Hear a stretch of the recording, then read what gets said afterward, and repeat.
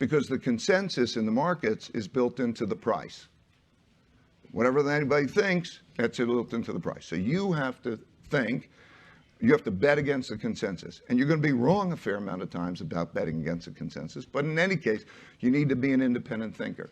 And for an entrepreneur, you need to be an independent thinker because you're inventing new stuff, you're doing something, and you don't know if you're right.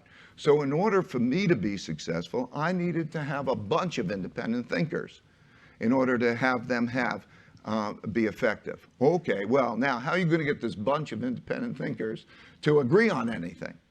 Okay, I had to have an idea meritocracy. In other words, I had to have a system that literally systematically allows for thoughtful disagreement so that these idea meritocratic people could then get at the right answer, because that's fantastic. If you can have that thoughtful disagreement to get at the right answer, it's very powerful.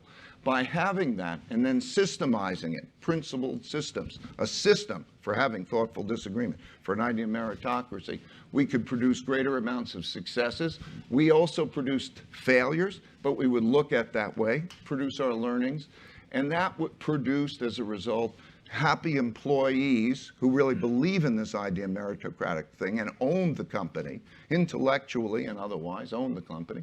And we had happy employees. And then it became easier to attract those types of people who believe that, everybody has the right to make sense of things and that there's a power in thoughtful disagreement. And that allowed us to attract more people. And that was the basis of going from the 2-bedroom apartment to Bridgewater now. So we have about, now we have about 1,500 people, and that's how it works as an idea meritocracy. And I want to pass that along to you, and I want to say, okay, so what is an idea meritocracy?